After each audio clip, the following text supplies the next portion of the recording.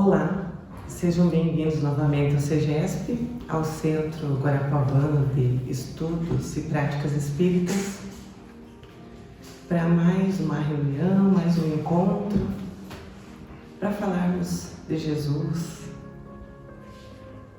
e das transformações que são necessárias a cada um de nós. Vamos dar uns avisos da casa, que nos domingos, no período da manhã, às 10 horas, temos essa reunião presencial, à noite às 19 horas. Na segunda-feira tem um estudo através de grupo do WhatsApp. Quem gostar, quem desejar, poderá conversar com os nossos irmãos aqui da casa, que vai ser explicado melhor como que poderá participar. Nas quartas-feiras, temos o encontro presencial aqui de atendimento fraterno, das 14 às 17. Aí quem desejar também pode vir até a casa, que será bem atendido, orientados em algumas dúvidas que porventura tem em relação à doutrina espírita, alguma conversa, um atendimento mais em separado. Para darmos início, então, a essa nossa reunião, convidamos o nosso irmão Admilson, que fará a leitura para nós. Olá. A indulgência. Espíritas, queremos vos falar hoje da indulgência. Esse sentimento tão doce, tão fraternal, que todo homem deve ter para com os seus irmãos, mas do qual bem poucos fazem uso. A indulgência não vê os defeitos de outrem, ou se os vê, evita falar deles, divulgá-los. Ao contrário, oculta-os ao fim de não sejam conhecidos senão dela.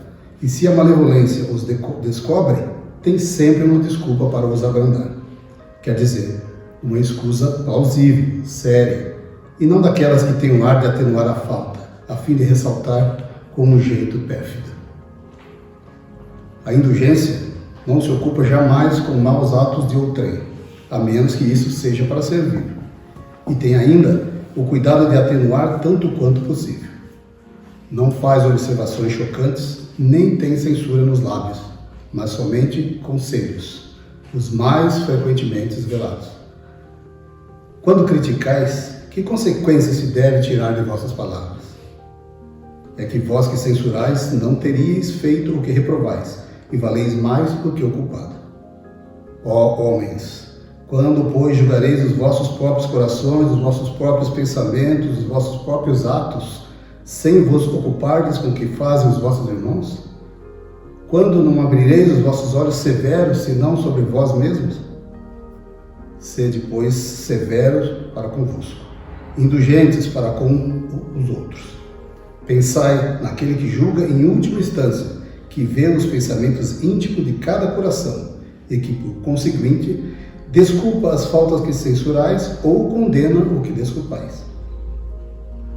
Porque conhece o móvel de todos os atos e que vós que proclamais tão alto, anátema, tenhais mais cometidos, talvez cometidos faltas mais graves. Sede indulgentes, meus amigos, porque a indulgência atrai, acalma, reergue, ao passo que o rigor desencoraja, afasta e irrita.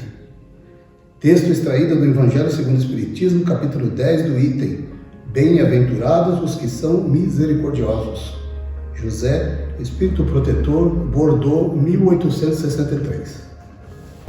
Convido a todos a orarmos juntos.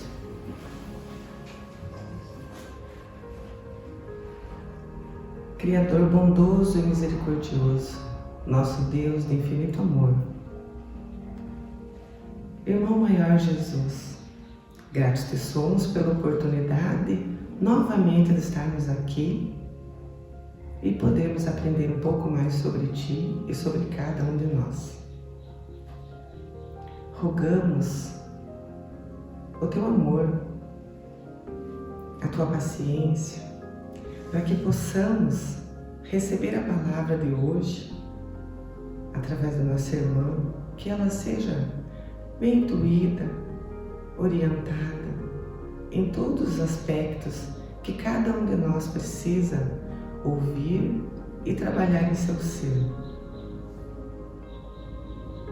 Que possamos receber essa palavra, que possamos compreendê-la e colocarmos em prática no nosso dia a dia, para que possamos nos encontrar melhores do que aqui viemos. Gratos te somos, que assim seja. Bom dia a todos, sejam todos muito bem-vindos. A passagem que nos coube hoje é do capítulo 16, não pode servir a Deus e a Mamon. Especificamente o item 3, que é a passagem de Jesus na casa de Zaqueu. Uma passagem muito conhecida por todos, inclusive transformada em canções para várias religiosidades. É uma parábola com apenas 2 parágrafos, mas que tem uma profundidade enorme. Essa parábola nos traz que Jesus percorria os caminhos da Palestina, deixando a Galileia, dirigindo-se ao território da Judéia, além do Jordão, para a cidade de Jericó. Cidade essa considerada uma cidade das mais ricas, em virtude da sua zona agrícola, em virtude de estar rodeada de vários oásis, mas lembrando de que essa cidade, ela também era cerceada por rochedos. Então, quando nós lembramos disso, nós sabemos que muitas vezes quando nós olhamos uma terra que é infértil, alguns fazem de tudo para que ela possa se tornar fértil e outros se consolam por não poder produzir, justificando que aquela terra não há como cultivar. Israel, então, vivia sobre o senhorio romano, sujeito aos ditames do grande império. Como todos os povos conquistados, pagava-lhes pesados tributos, destinados ao luxo do patriarcado e à manutenção da máquina governamental, cujos exércitos, sempre crescentes, requeriam gastos mais elevados. Conforme as regras instituídas, cabia aos publicanos coletar os impostos. Os publicanos, livres para cobrar quanto quisessem, exorbitavam nas taxas exigidas, multiplicando suas fortunas vertiginosamente. Movidos por indisfarçável ânsia lucrativa, tornavam-se símbolo de avidez e desonestidade, sendo, portanto, detestados pela população em geral. Nesse mesmo período em que Jesus percorria os caminhos, ele estava seguindo um dos momentos mais importantes, segundo o Evangelho, pois se aproximava da Páscoa e ele estava caminhando, para aquilo que já estava destinado, que era a sua crucificação. Zaqueu ouvia falar de Jesus.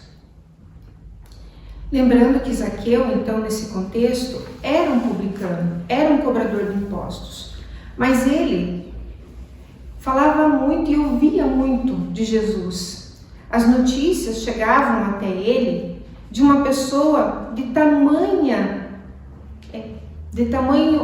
amorosidade, de tamanha fé e esperança. A população fazia referência a seus milagres. Então, se falava muito a respeito de sua aceitação, de não desprezar ninguém, de considerar a todos como irmãos. Ouvira, inclusive, dizer que até entre os seus próximos mais seguidores também havia um publicano. E isso trazia a Zaqueu a esperança de algo novo. pois há muito ele acalentava o secreto desejo de conhecer aquele que tanta maravilha fazia, que seu íntimo rogava por conhecer um outro lado. Afinal, já havia conquistado seus bens terrenos, já havia um momento em que ele despertava para um outro lado.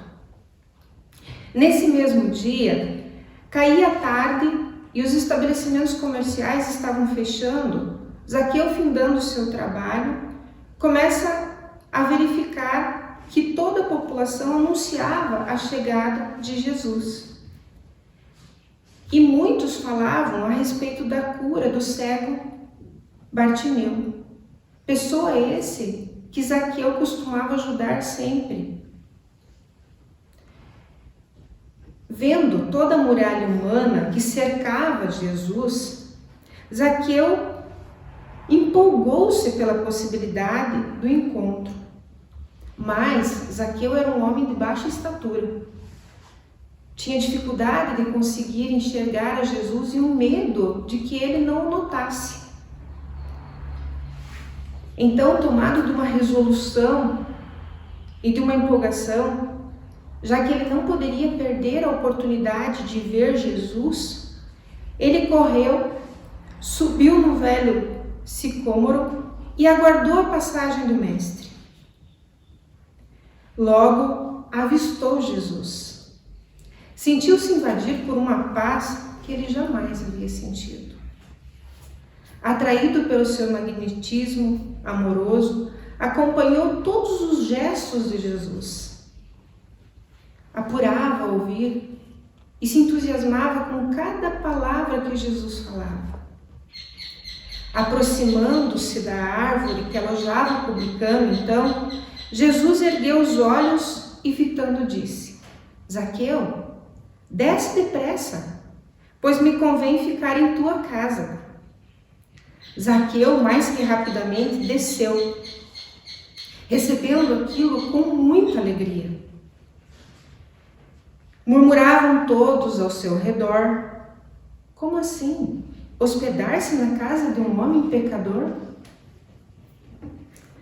Aparentemente, o encontro entre Jesus e Zaqueu foi casual, mas sabemos que não foi assim. Como se observa no último versículo do texto evangélico, porque o Filho do Homem veio buscar e salvar o que havia perdido. Porque, ao outro lado, sabemos que Jesus aproveita todas as circunstâncias de ensinar e encaminhar as pessoas ao bem. Assim também aconteceu com Zaqueu, e a partir daquele instante teve a existência transformada. Zaqueu exultava de alegria, sentia-se no limiar de um novo mundo, viver até ali com os comuns de sua época, preocupada com aquisições materiais, escravos de coisas ilusórias. Chegava agora um novo estágio evolutivo. Haroldo Dutra Dias, numa explanação, nos traz o momento em que se dá que Jesus vai à casa de Zaqueu. Então, chegando-se à casa de Zaqueu, no momento em que eles iriam cear, os discípulos, ainda não compreendendo por que Jesus havia aceito ir na casa de um publicano, como a população falava, um pecador, direcionavam um olhar preconceituoso a Zaqueu e, ao mesmo tempo, um olhar a Jesus inquisitando. Como assim? Zaqueu, nesse momento, sai para preparar a refeição a todos e Jesus aproveita a falar-lhes.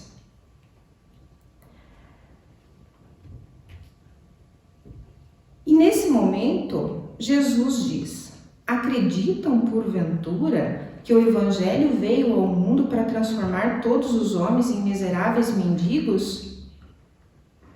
Dependentes? Qual escola maior?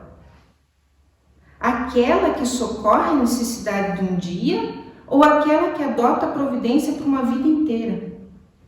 Qual a maior caridade? Transferir um bem por algum minuto ou dar a alguém a oportunidade do trabalho honesto e justo onde possa suprir a necessidade. Felipe, então, ainda não entende. E Jesus continua. Nunca ouvistes falar em uma terra pobre, uma árvore pobre, animais desamparados? Não vês em Zaqueu, vosso irmão? Porque Zaqueu vê a terra pobre e a transforma em cultivável.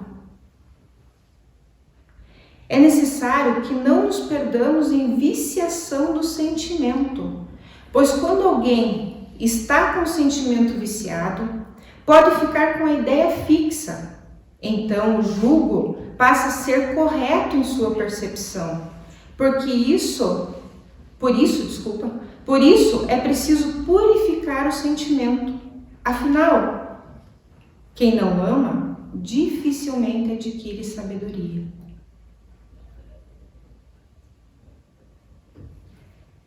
Então essa passagem que Haroldo comenta, ele nos traz justamente uma outra passagem do Evangelho que fala do jugo, né?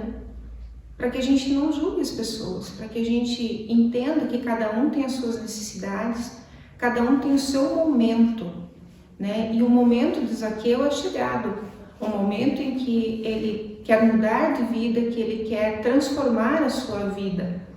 E que a não compreensão dos discípulos se dava porque eles ainda também estavam no processo de aprendizagem.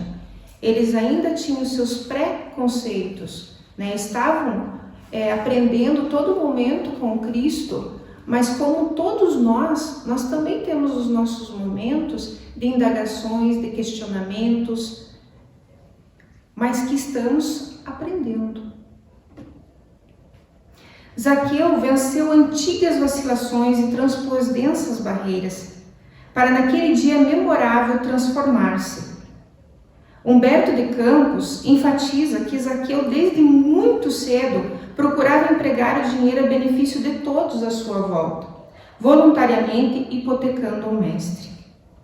Refletindo, porém, esses acontecimentos, percebemos que também nós somos continuamente visitados por Jesus, acudidos pela misericórdia divina, por Ele intermediada em nosso benefício.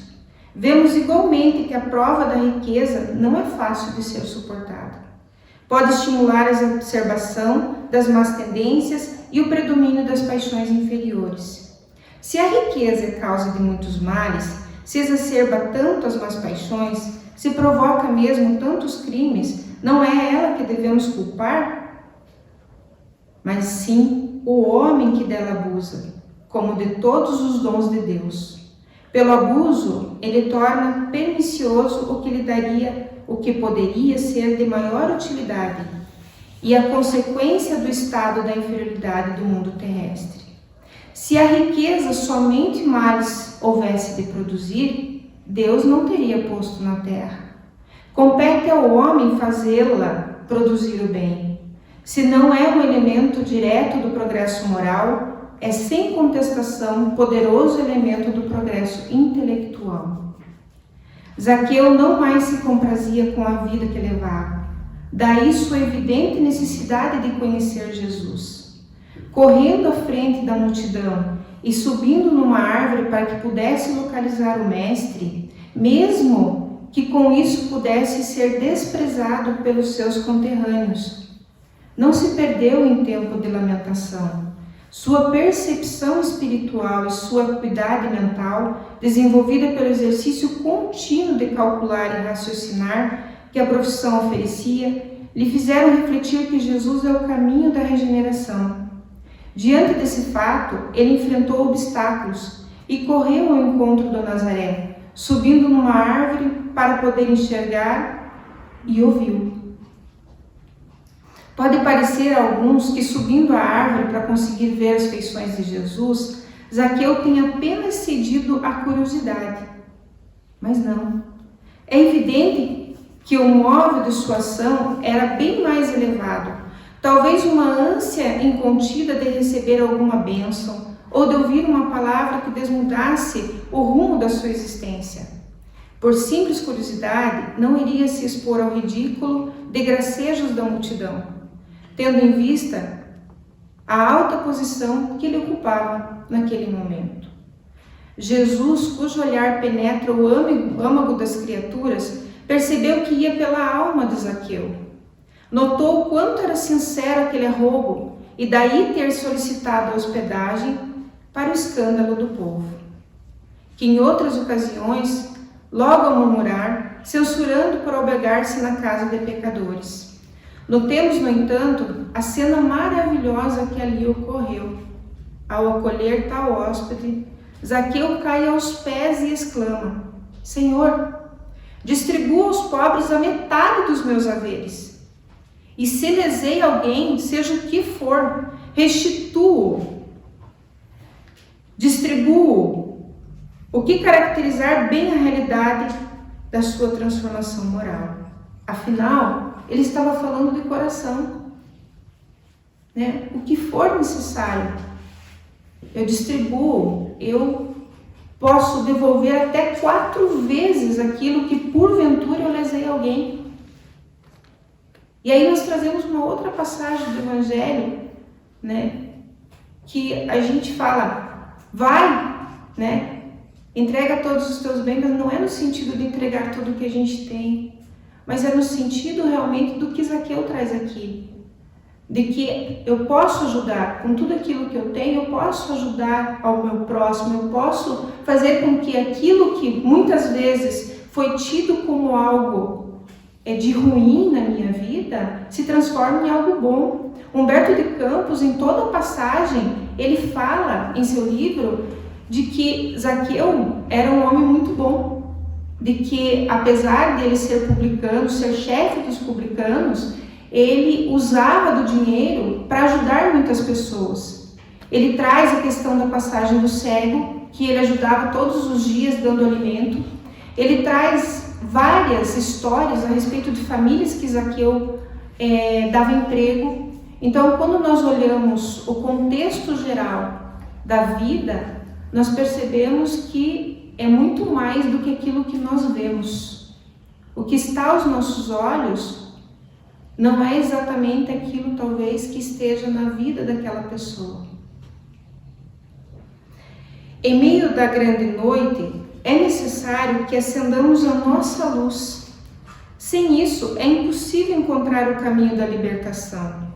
Sem a irradiação brilhante do nosso próprio ser, não podemos ser vistos com facilidade pelos mensageiros divinos, que ajudam sempre em nome do Altíssimo. É indispensável organizar o santuário interior e iluminá-lo a fim de que as trevas não nos dominem. Nossas necessidades básicas é a luz própria, de esclarecimento íntimo, de autoeducação, de conversão do eu ao reino de Deus. As provações da vida são desafios que permitem a nós considerar a precariedade dos valores materiais que em geral absorve a humanidade encarnada, redimensionando a existência à luz do entendimento evangélico, agora revivido pelo Espiritismo. Aprendemos a fazer distinção entre o certo e o errado, entre o que é de duração passageira e o que é eterno.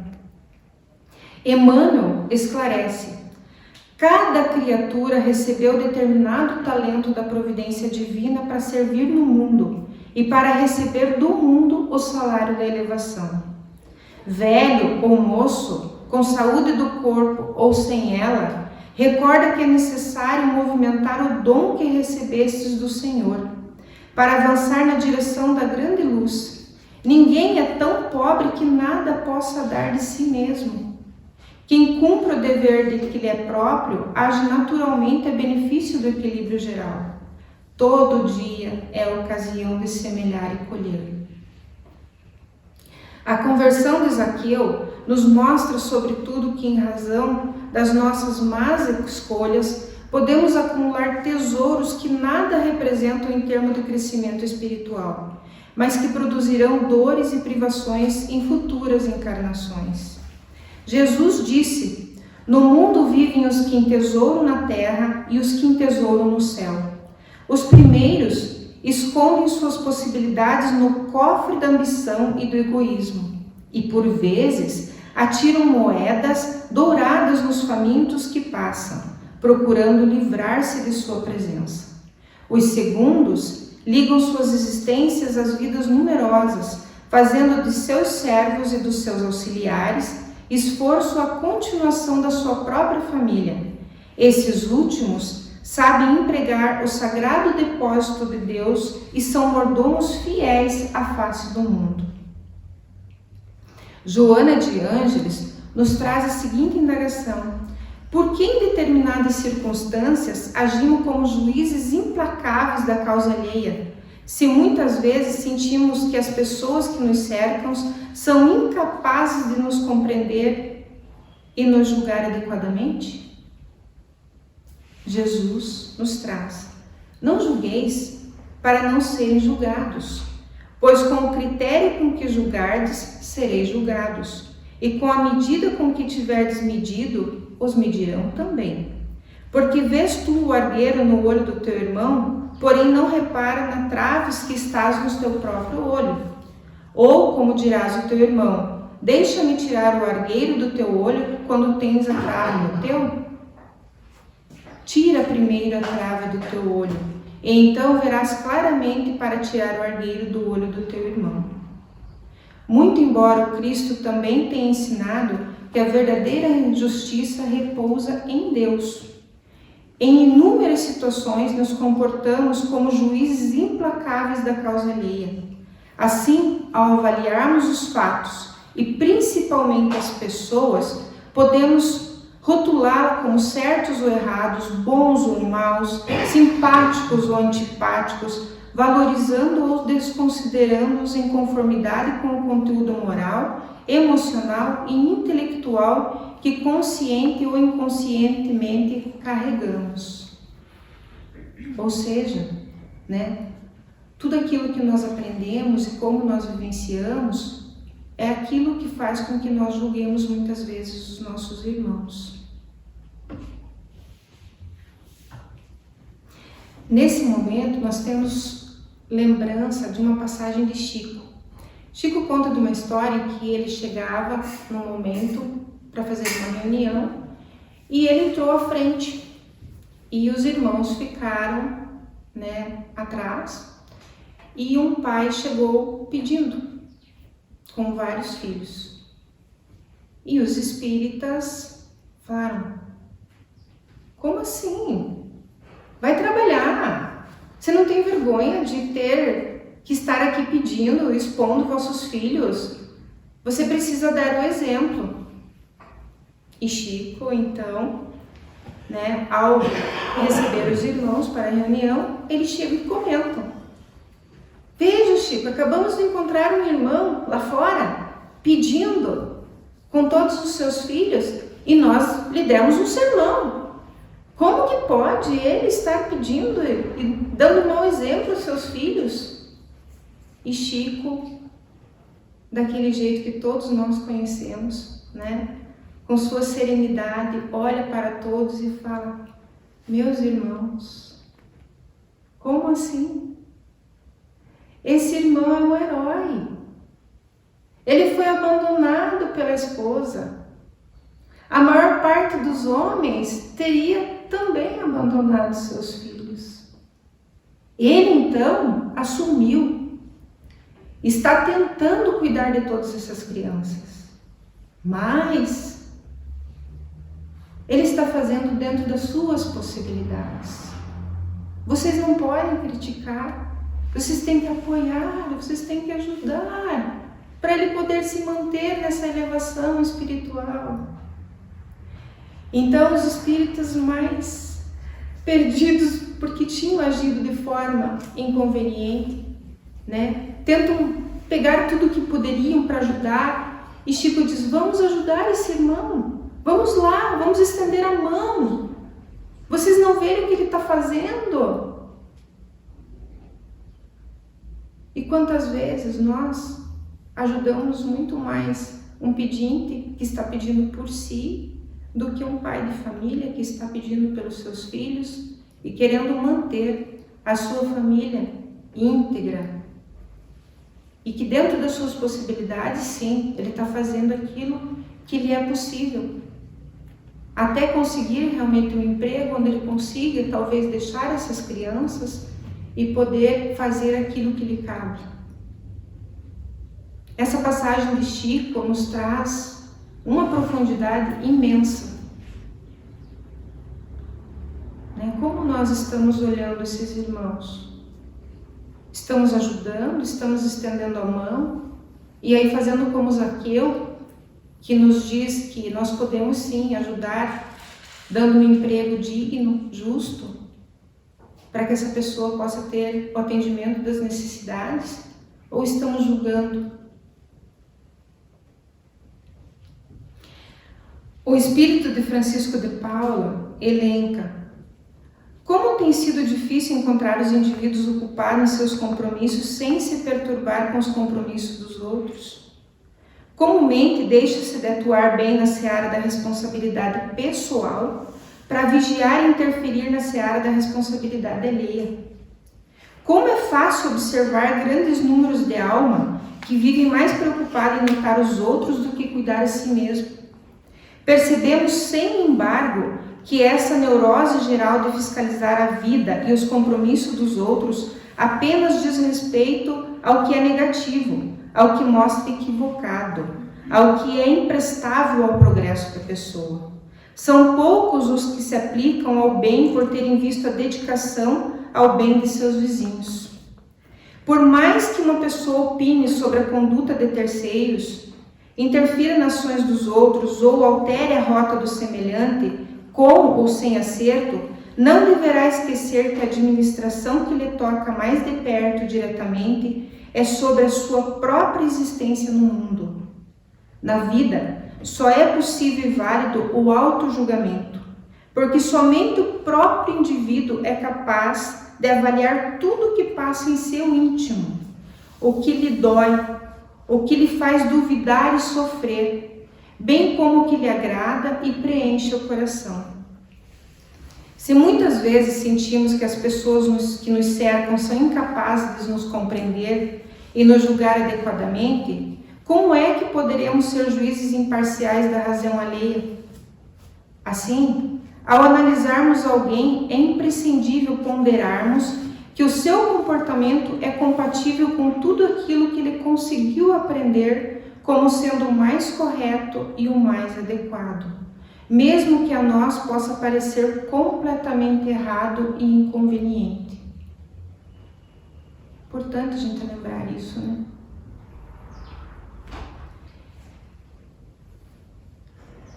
E mais interessante é que quando criticamos negativamente alguém, estamos nos obrigando a nos comportar de maneira diferente, a fim de não errarmos naquilo que temos por inconveniente para o outro. Com isso, nos determinamos a viver em nível mais alto e a fazer a coisa de forma melhor. Porém, se procurarmos agir de maneira mais empática e compreensiva, muitas ideias preconceituosas se afastarão de nossa mente. Contudo, a constatação dessa realidade não tem a finalidade de nos tornar superior aos demais. Nós também, em virtude das limitações e dificuldades que ainda carregamos, apenas expressamos e proporcionamos aos demais tudo aquilo que o nosso grau evolutivo nos permite. Por conta disso, será que não estamos também deixando a desejar em muito de nossas atitudes? Existe um pensamento de Madre Teresa de Calcutá que nos diz: se você julga as pessoas, você não tem tempo de amá-las. Assim, devemos lembrar que todos somos grandes necessitados e que devemos começar a ser e viver o Evangelho começando por nós, edificando o nosso sentimento, purificando o nosso coração, para que assim possamos com amor e sabedoria irradiar a paz. E com Deus. Ainda envolvidos nessa paz, oremos. Deus nosso Pai, Mestre amigo Jesus, gratos somos pela oportunidade da reflexão no dia de hoje. Que possamos ter a coragem de Zaqueu na busca por conhecer a Ti, conhecer os Seus ensinamentos, para renovar a nossa vida, renovar as nossas ações, aprendendo cada dia mais a importância de nos conhecermos, a importância de colocarmos em prática as Suas palavras, elevando o nosso pensamento, purificando o nosso coração e fazendo ao nosso próximo tudo aquilo que gostaríamos que nos fosse feito, estendendo a nossa mão e não julgando. Perdoai-nos, Pai, pois não sabemos o que fazemos, mas sim temos o conhecimento de que podemos mudar a cada dia e nos melhorarmos como pessoa, como seres humanos, para um mundo de regeneração. Que possamos ter uma semana abençoada, guiada pelos Seus princípios e ensinamentos, que possamos levar a boa nova onde quer que estejamos. Que assim seja.